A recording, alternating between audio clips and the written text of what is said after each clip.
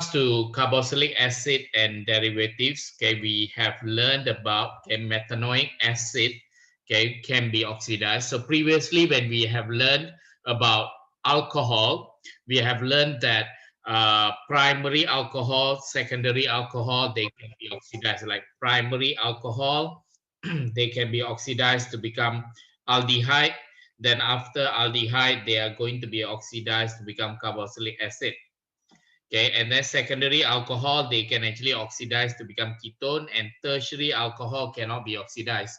So in AS, we have learned up to carboxylic acid, and we learned that, okay, carboxylic acid cannot be oxidized further. Okay, but in A2 now, there are exceptions. That is what we are going to learn. So the exception will be there are two types of carboxylic acid that can be oxidized. So they are methanoic acid and as well as ethane dioic acid. Okay, so methanoic acid and ethane dioic acid, they can be oxidized very easily because they are, you can actually take it as in your textbook they have mentioned that they are very good reducing agents. Okay, so they can be oxidized easily. So when it comes to oxidizing agent, even when you want to oxidize primary alcohol and secondary alcohol, if you want to oxidize, generally we are going to use the strong oxidizing agents.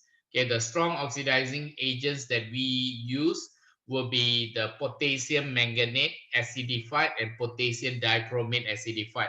All these are from AS.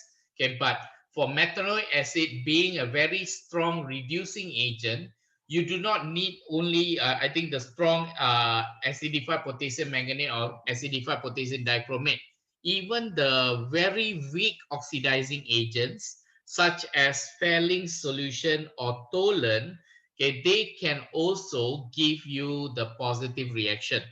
And we have learned Fehling and Tolan in carbonyl compound chapter, okay, under your AS, where Fehling and Tolan will give you positive results with what? With aldehyde. Because when we talk about carbonyl compounds, we have aldehyde and ketone. So aldehyde is the one that will give you positive result because aldehyde can be oxidized to become carboxylic acid. So you can use, instead of using like for primary alcohol, secondary alcohol, straight to carboxylic acid or ketone, you need to use strong oxidizing agent, potassium manganate, potassium dichromate. But for aldehyde to carboxylic acid, not only you can must use potassium manganate or potassium dichromate, you can also use Tolan. You can also use Fehling. Basically, Fehling is going to be copper 2 plus solution, and Tolan is going to be silver ions. So what we need to do, basically, when they are going to be oxidized, the the Fehling solution, copper 2 plus, they are going to be reduced to become copper plus. For Tolan, okay, Ag plus is going to be reduced to become Ag.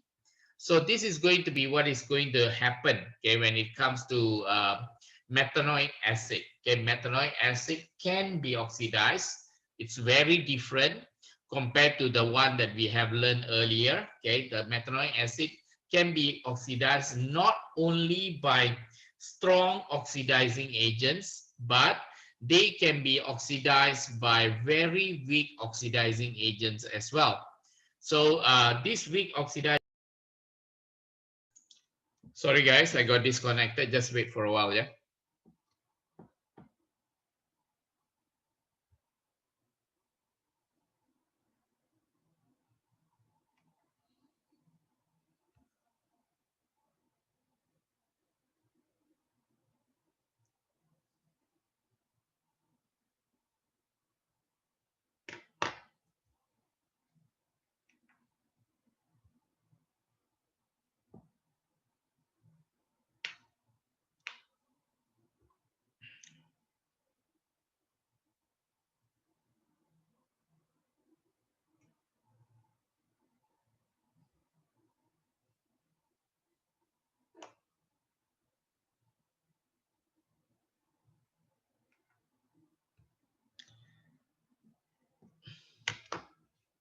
Okay, so I will continue. Okay, not only methanoic acid can be oxidized by strong oxidizing agents such as potassium manganate, potassium dichromate.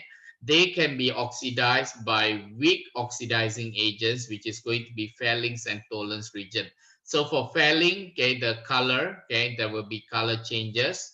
For Tollen, there is going to be silver. Silver will be, we call it a silver mirror. Okay, silver mirror effect will be formed. Okay, so for copper 2 plus to become copper plus, Jody, what is going to be the observation? Pale, the blue solution fade. No, Victoria, try.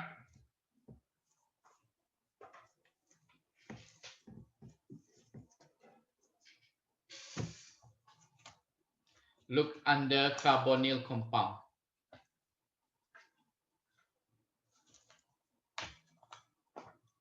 What precipitate is that?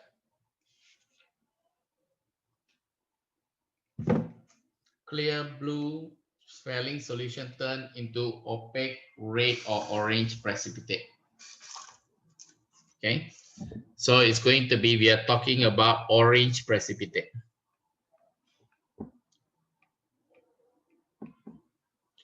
Okay, orange precipitate will be formed. But generally, what is important is methanoic acid can be oxidized into what? Okay, they are going to be oxidized. This is methanoic acid. So one carbon like this. Okay, methanoic acid. So methanoic acid can be oxidized to become carbon dioxide and water. Okay, carbon dioxide and water. So how about the other one, ethane dioic acid? So ethane dioic acid is going to be like this. So when they get oxidized, what will we get? We will get carbon dioxide and water also. So they can be oxidized, okay, but they must be oxidized with ethane dioic acid must be oxidized with a strong oxidizing agent. So here they actually use acidified potassium manganate in the textbook, but I do believe that potassium dichromate acidified also should be no problem. But I think the one that is being preferred for this is, I think the reason why they mentioned in the textbook also, they use the acidified potassium manganate for a reason, because they say that this reaction is an autocatalytic reaction. It means the catalyst for this reaction to change ethane dioic acid to become carbon dioxide in water, the catalyst is going to be Mn2 plus. Okay, Mn2 plus is a catalyst. So because it's when you are changing, when you're using potassium manganate, I think this one we have learned last time, right? Mn O4 minus, they are going to change it to Mn2 plus, and then how to balance and so on. I think this one you know. Okay, so this one plus H plus and then plus electron and so on, you can do it yourself. But generally, when the reaction is happening, you are producing Mn2 plus. Okay, so as the reaction is being proceeding, they are going to actually keep on giving the catalyst. So the reason why we call it as autocatalytic reaction, the product that is being formed is going to become the catalyst for the reaction. So if you are using potassium dichromate, okay, you are going to form Cr3 plus, okay, not Mn2 plus. So that's the reason why instead of choosing both, okay, they choose only acidified potassium manganate because the reaction will be faster. Okay, but that doesn't mean the reaction will not happen when we are using potassium dichromate. Will happen, but will be very slow. Okay, how about the reaction? Will it happen with Fehling and Tollens? It will not happen. Okay, because it requires a very strong oxidizing agent, and Fehling and Tollens, they are not that strong to change the ethane dioic acid into carbon dioxide and water. So they are not a strong oxidizing agent. Okay, so ethane dioic acid, just remember acidified potassium dichromate. If you want to oxidize methanoic acid, you can use four. Okay, four examples. But do remember what will be the positive results. Okay, if you are using potassium manganate, okay, the color change will be purple to become colorless. Okay, purple will become colorless. Hold on.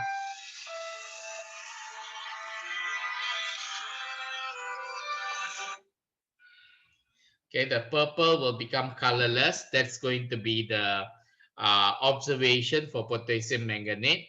But if you are using potassium dichromate, okay, the observation is going to be, maybe let's actually ask someone, maybe Charlton, what is going to be the observation? Orange to green. Yeah, very good. Okay, orange to green.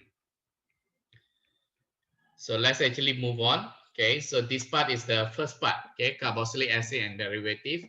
So we have learned that carboxylic acid, there are some of them, they can be oxidized. Okay, what are the some? There are actually two. Okay, methanoic acid and ethane dioic acid. Dioic acid means they have the carboxylic acid at two parts over here. Okay, now the next part, which is going to be the derivative, is going to be acyl chloride. Okay, acyl chloride, okay, we can form. Okay, generally, why we want to form acyl chloride? Because whenever we want to actually, most of the reaction that we want to use, generally we need carboxylic acid. Generally, we want in form of carboxylic acid. But the problem is carboxylic acid, okay, they are unreactive. Okay, so you need to make can we like we want to find a substitute for it so that the reaction can become faster. Okay, so what they actually come up with, they say that acyl chloride actually go through some of the reaction, similar reaction as carboxylic acid, but the advantage is acyl chloride, they are much more reactive. So before any reaction that we want to use, okay, they prefer to use, instead of reacting with carboxylic acid, okay, they prefer to change it into acyl chloride because it's going to be faster. Okay, so and then they will still follow the same reaction. So they actually try to change the carboxylic acid into acyl chloride. So they have three mechanism over here. We have learned this before as well in your AS. Okay, but that one is going to be reacting with I think alcohol. Okay, reaction with alcohol. But anyway, this is going to be similar reaction. We are going to use PCl5, PCl3, and SOCl3 2. So generally, you are going to get the acyl chlorides. Okay, acyl chloride is something that has C double bond O and then Cl. So this one can be CH3, C2H5, and so on. Yeah. So if you are using PCl5, similar reaction as your AS, it will give you POCl3 and ACl. ACl is going to be a white fume. Okay, white fume will be released. Okay, and if you are using PCl3, okay, the difference between using PCl5 and PCl3 is going to be, for PCl3 you need to use heat. For PCl5 it's going to be room temperature. You do not need to heat them up.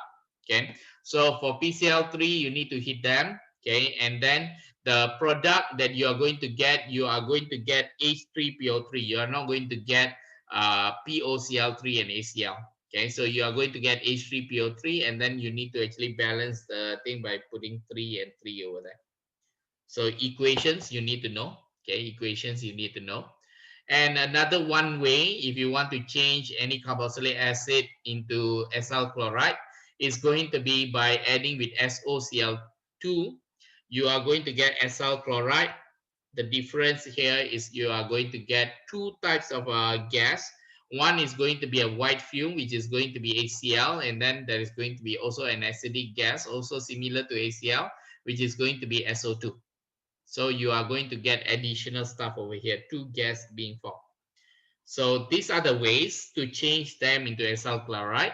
But you need to remember, you need to understand why we are changing carboxylic acid to acyl chloride. The reason is because acyl chloride is more reactive than carboxylic acid. That's the reason why we are changing it into acyl chloride. And why carboxylic acid in comparison to acyl chloride, Why acyl chloride is more reactive? The reason is because the electron, okay, oxygen is going to be more electronegative, so they will actually withdraw the electron towards O over here. And then Cl is also electronegative, so they will withdraw the electron towards the Cl. So when this happens, what happens is generally you are making this to become partially negative, partially negative. So you are going to make this carbon to become positive. So when this become positive, okay, generally these are going to become something like, is it nucleophile or electrophile? Let us ask someone. Janice, is this going to become electrophile or nucleophile now? Profile. Okay, they are going to become like more like a electrophile. Okay, so they are going to love, okay, they are going to love electrons now. So because of that, okay, because they are going to be loving the electrons so much, okay, they are going to become more reactive. Okay, they are going to be more reactive compared to carbon double bond OH over here. Okay, because of the presence of the Cl. Okay, so it's more reactive. Okay, more reactive. So what is the reaction that we are going to learn under the acyl chloride over here? Is going to be the mechanism of addition elimination. So this is going to be addition elimination reaction. So what happens over here is, the first thing is, okay, if they ask you to draw the mechanism, you need to draw based on the curly arrow diagram. So we know that this one is going to become, okay, the electron will go towards the O. So that's O, that O is going to be negative. Okay, the electron will also go towards the Cl. Okay, and that is going to make this C to become positive. So when the C is going to be positive, do remember that water, okay, water is going to be having electrons. They want nucleus. So they are going to be, in this case, water is a nucleophile. So the nucleophile, okay, will go towards the carbon. Okay, the carbon is the positive part. So if you want to write the carbon positive, I just put carbon positive over here. So they are going to be attracted to that, and they are going to form an intermediate, okay, which is going to be carbon, oxygen, and then there is Cl, CH3. I just put CH3 here, and then the water, I'll just put O, and then H, and then H. Okay, the next step is going to be, we know that this is going to be negative because the electron went there. So the next step is going to be, we are going to remove, okay, we are going to remove the Cl, okay, and then the next step, okay, the next step is going to be the Cl is going to be removed, okay, because this is going to be weakened just now, okay, because the electron was there. Okay, so that is going to be broken. So you are going to get CH3, then C, and then O, H, H, and then O. So this electron, the negative part over here, okay, they are going to start to come back over here. Okay, they will come back over here. Then the double bond is going to be formed again. Okay, double bond is going to be formed again. So you are going to get C double bond O, and then this one O. So one of these, okay, the oxygen, okay, oxygen, they are going to actually make the electron from one of the H to go towards the oxygen. Okay, that they will weaken the hydrogen bond. Okay, the not hydrogen bond, the bond between oxygen and hydrogen. So that electron will go towards the O. So you are going to get OH.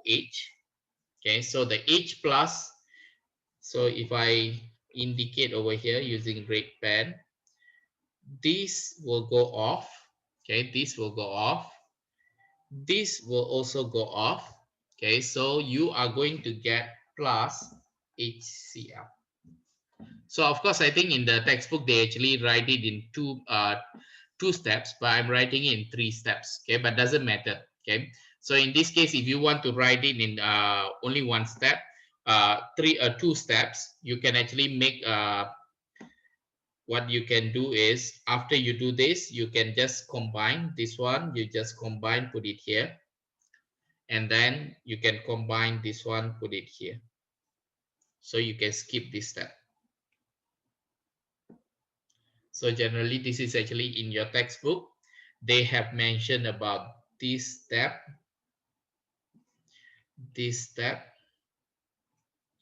and this one. So this one, if you want to cancel, you can cancel. Okay, this is what we call addition elimination reaction. So why is a special name given, addition and elimination? So first, you are adding. Okay, you are adding. So that's why you are going to get this intermediate over here. You are adding. Then after that, there is going to be elimination. To be exact, there are elimination of Cl and the elimination of H. So that is going to be elimination. Okay, ACl is going to be eliminated. So this is going to be a special case, okay, under addition elimination reaction. Okay, now so this is actually how to write.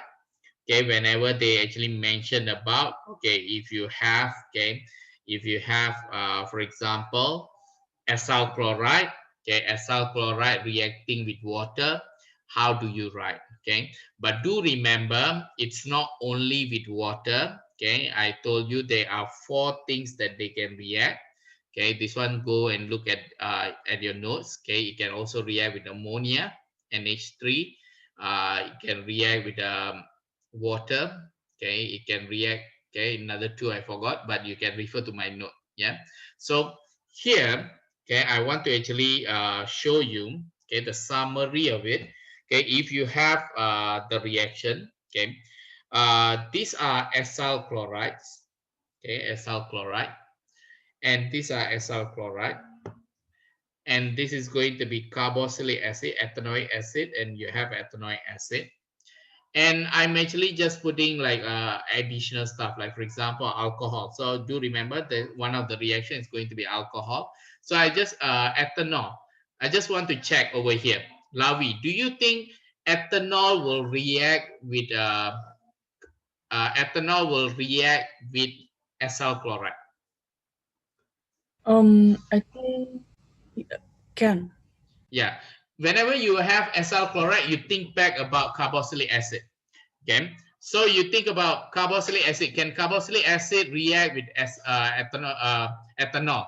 Okay, yes. Okay, which is going to be similar to your esterification. So they do react. Okay, so this is going to be basically the Cl. Okay, from here will be going off, and then the H will be going off, and then you are going to get ester. Okay, you are going to get CH3.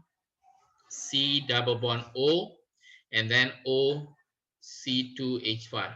Okay, and then plus ACl. Okay, this is going to be the reaction. And do remember, this formation of this ester is way faster compared to using the carboxylic acid and ethanol. Okay, so it's way faster, and it gives you the ACl, a white film. Okay, it gives you white film. Now, so let's actually move on, okay, to another type, acyl chloride also, but now I am going to react with phenol. Okay, I'm going to react with phenol. Now, my question over here is, Arneta, do you think the reaction can proceed?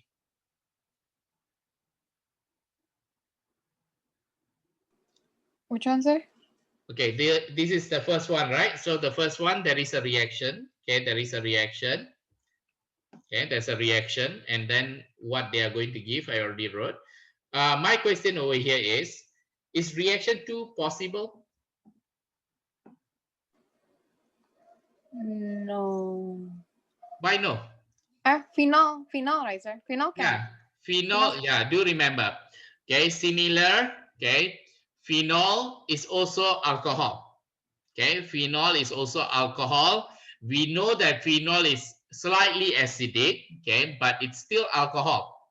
Okay, they do react. Okay, they do react with acyl chloride.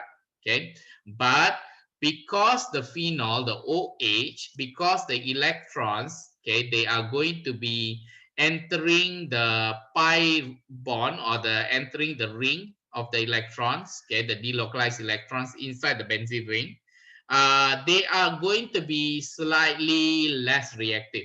Okay, they are going to be slightly less reactive. Therefore, okay, you need to warm.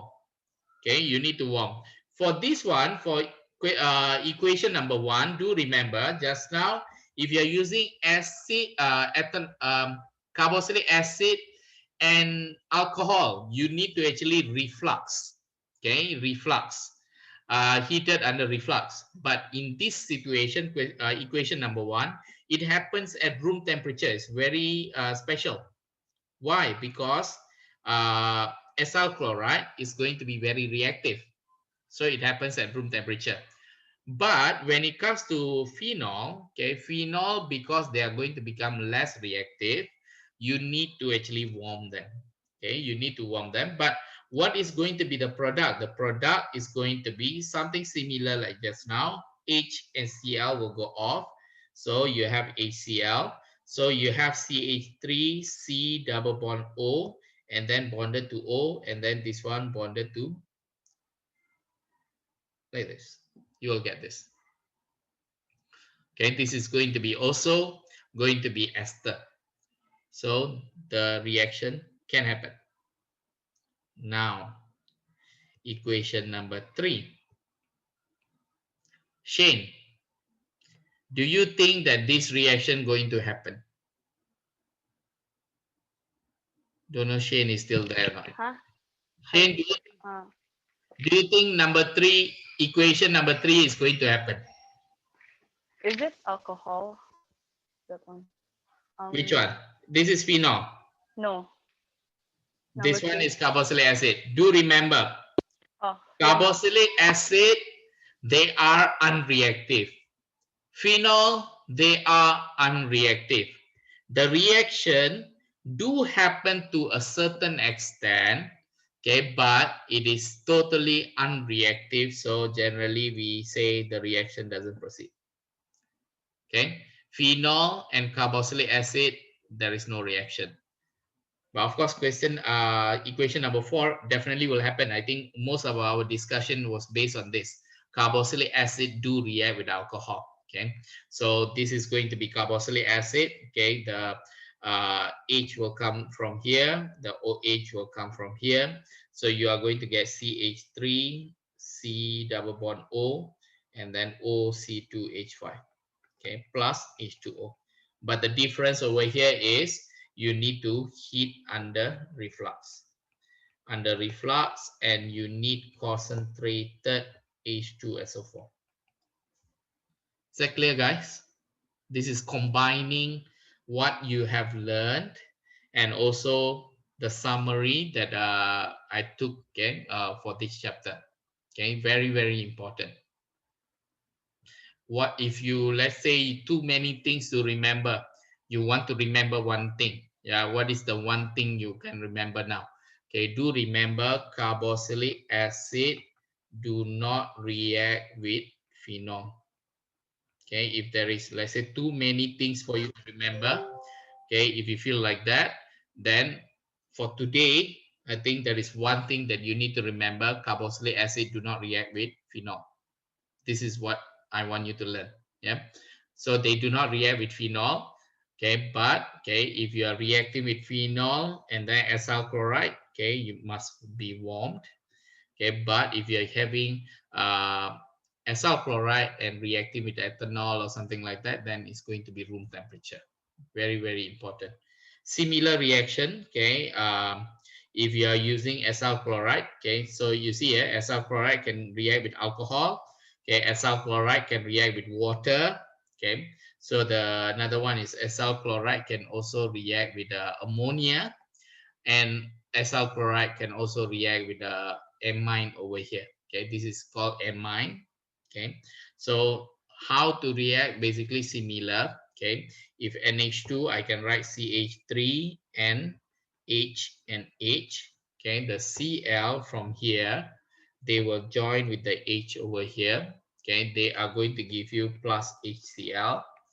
So what we are going to have is going to be CH3, C double bond O, and then we are going to get this nitrogen. Okay, so join with nitrogen and then with hydrogen. Okay, and then CH3. So this one is called amide. Okay, amide, and to be exact, they call it substituted amide. No need to worry so much about this, okay, because the next chapter is related to this.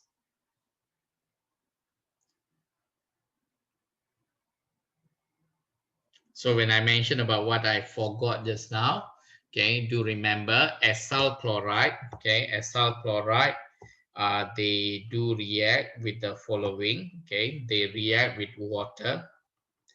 Okay, they react with acyl chloride. They react with water. They react with alcohol. Okay, they react with amine. They can also react with ammonia. So these are the three things, four things. If you don't, if you couldn't remember this, I'm very sure you remember something to do with this, like acyl chloride, R, C double bond O, C, Cl plus, I think I mentioned about HC. Okay, if you have HC, so they will give you plus HCl, and then they will give you R, C double bond O, and then Z will come here. Okay, this one we have done earlier. So for all of them, okay, they are going to actually follow a mechanism. They didn't draw the mechanism for everything. Okay, for your syllabus, in your textbook, they show the mechanism with water. But can they ask similar addition elimination reaction? Okay, the mechanism. Okay, for reaction with alcohol, reaction with ammonia, reaction with amine, the answer is yes. Okay, it's the same method to draw. Okay, so that's it, done. Any questions?